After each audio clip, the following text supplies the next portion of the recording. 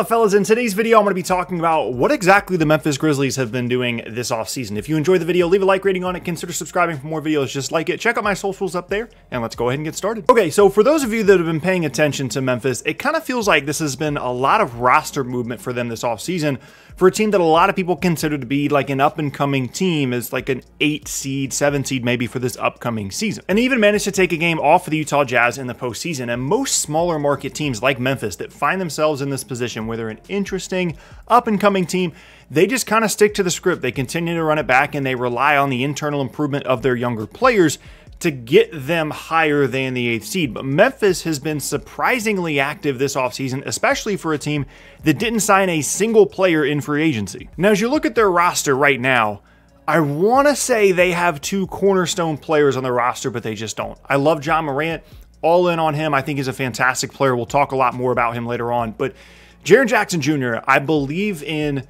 the talent of him as a player. I believe in what he can do on the basketball court when he's fully healthy.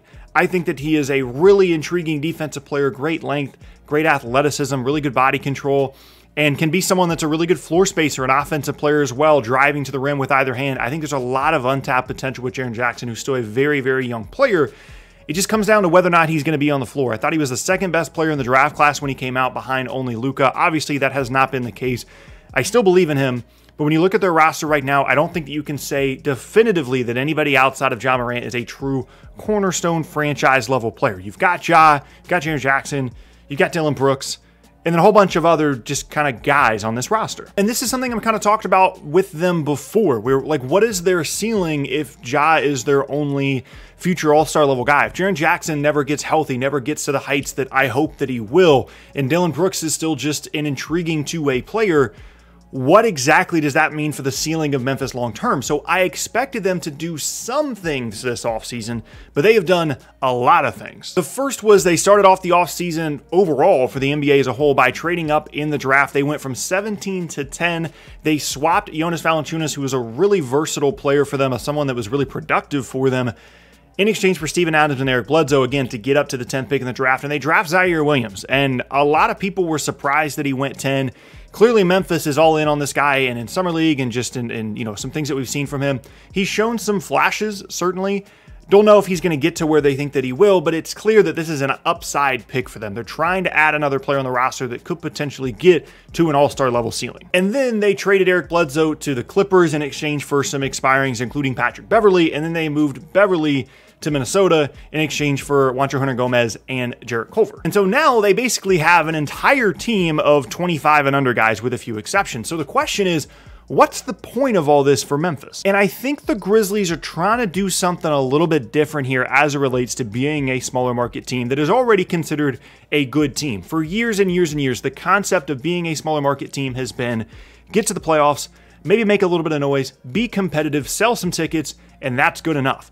But I think Memphis is setting his sights higher than that. And I think the reason for that is because they know they have something potentially special in John Morant. It's clear that his teammates believe in him. It's clear that he has incredible talent as a scorer and as a playmaker. He makes other guys around him better, and he's by no means a perfect player, but I think they recognize that the talent that John Morant has can take them much higher than the 8th seed, and they want to give themselves every opportunity to reach those heights, and they don't want to do that by just creating a mediocre roster and continuing to run it back and just hoping that someone manages to break out and becomes a really good player to make them better than just a 7 or 8 seed every year. The other thing that's also looming potentially, by the way, is I don't think it would be unheard of for Memphis to end up in the Eastern Conference within the next like 6 to 7 years if they do some reshaping and expand the league, and then all of a sudden Memphis is in the East, which they should be anyway, by the way. But basically what they're saying with this roster and with all these moves is we have our guy, we have Ja, but we also need some other pieces. We're hoping that Jaren Jackson becomes an all-star level player. We get Zaire Williams here in the draft. We think he has a lot of upside. And then we've got our 3 levels of potential stars. We've got Ja as a guard. We've got Zaire Williams as a wing. We've got Jaren Jackson as a big. We move forward with those 3 guys. And then you just look at all the other interesting pieces on the roster and how those could be moved and how those could be used and the flexibility that all those different guys provide. And I think the Jonas Valanciunas trade really speaks to this as well, because they obviously liked him as a player. He's very productive for them, but they didn't want to commit to him long term. And so basically, after all the other moves that they made, where they moved Beverley and Bledsoe and all these different things, essentially they moved up to 10 and then they swapped Jonas Valanciunas for Steven Adams and basically just added a year on to the contract. So Valanciunas was going to be expiring this upcoming season. Adams' contract went for 2 years, which for a lot of teams was a negative, but for Memphis, they didn't want to commit long-term to Valanciunas at the 5. Adams will be there for 2 years. He's an upgrade defensively over Valanciunas, and he's still a usable player offensively as a pick-and-roll threat, and you don't have to commit to him long-term, and then going into next year, he could be used as an expiring as well. And so you can see kind of what Memphis is doing here. They're just kind of continuing to kick things down the road a little bit and continuing to wait and shuffle the roster and seeing if they can find the right pieces that allow them to have a much more significant upside than what they've shown to this point, with all these guys still being so young. So like I said, you get the 3 guys you think could potentially be stars, and then you've got Dillon Brooks. I mean, it's arguably the deepest young roster in the entire league. Dillon Brooks, Brandon Clark, who barely played by the end of the year after having a really strong rookie season, Xavier Tillman, Desmond Bane, who everybody loves. There's just Kyle Anderson, who's not a 2,500 guy, but still a usable piece in a trade. There's just so many options for them. And so what they've managed to do here is they've created a situation where they have more flexibility, they have a higher upside, but they're still basically just as good of a team next year. They don't want to sacrifice that. They don't want to lose that momentum. They don't want to start tanking, but they also just want to position themselves to continue to grow and develop with the mindset that just being good isn't enough for them. They know they have a chance to be great with Jaren Jackson, potentially Zaire Williams, and they want to have the opportunity to get to that level without sacrificing the fact that they are good in the moment, and I think they've done a fantastic job of that. But having said all that, here's what I think is looming for Memphis. They recognize that they're not a free agency destination. There are not going to be any stars that are going to go and sign in Memphis and try and create something really special with the Grizzlies. They recognize that. So there's 2 ways they can get stars. It's in the draft, which we've seen them try and do. Morant, Jaren Jackson, Zaire Williams. And it's via trades as well. Look at what Milwaukee was able to do over the span of 5 seasons to build a title contender. Again, as a smaller market team that for years settled for just good and then became a great team. They steal Chris Middleton away from the Pistons. He develops into an all-star level player. I'm sure at the time they traded for him, they didn't expect that to happen, but he puts in the work. He becomes a great player for them via trade. They draft Giannis at 15. They take a big swing. I'm not calling Zaire Williams Giannis, but I think that the mindset is similar where they're like, hey, there's other guys here that can help us right now, but what's the highest upside guy we can get? What's the guy that could potentially be an all-star, or in Giannis's case, a back-to-back MVP and a finals MVP? What's the guy like that we can go get? And they go and get Zaire Williams. And then once they've established themselves as a really, really good team, they make the Drew Holiday trade because they've established themselves as a bit of a destination, at least via trade. And by the way, I don't think Milwaukee wins the title if they don't make that Drew Holiday trade.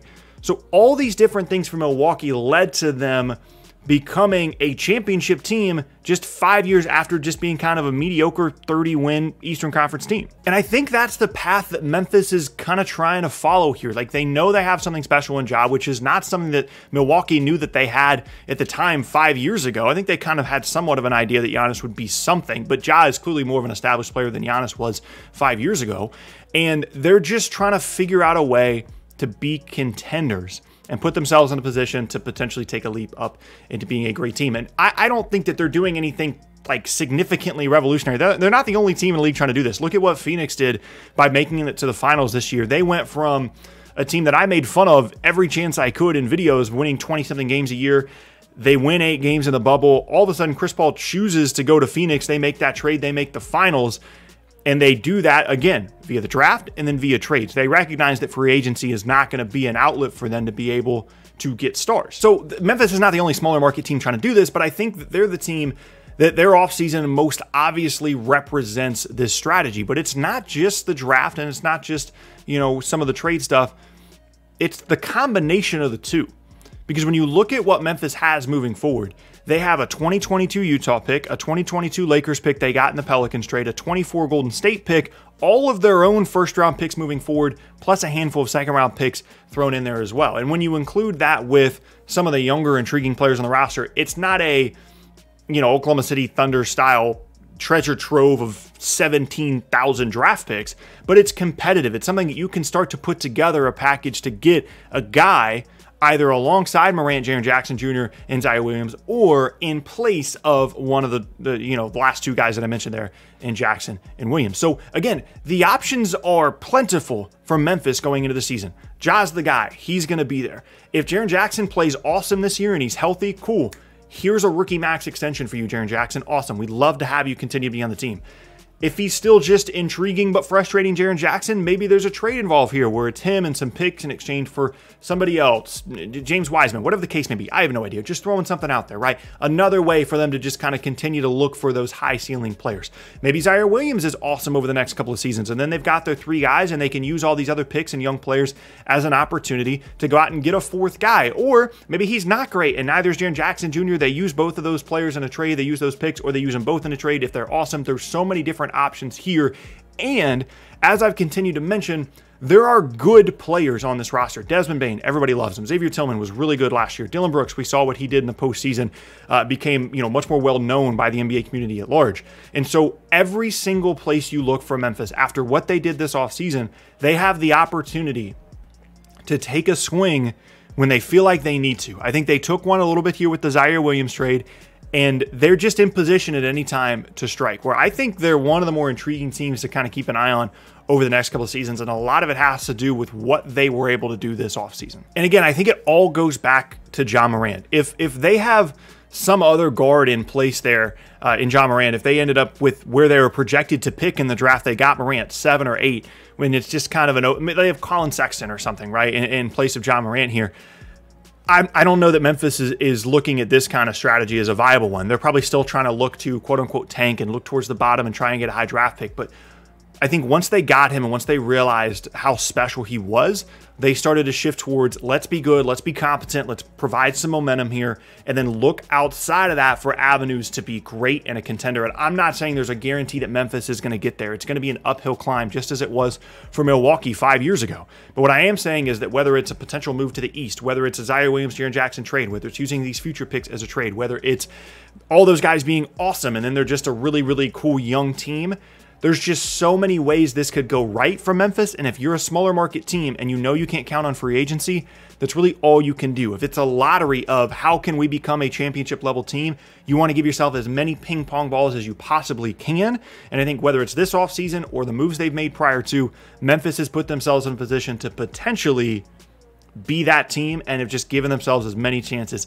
as they possibly can. Yeah, that's going to be the end of today's video. Hope you guys enjoyed it. If you did, leave a like rating on it. As I said, check out more videos. The box is on screen. Subscribe if you are new, if you want to see more videos just like this, and check out my socials at the top of the screen as well. With all this being said, once again, my name is Tucker. Hope you guys have an awesome rest of your day, and I will see you all next time.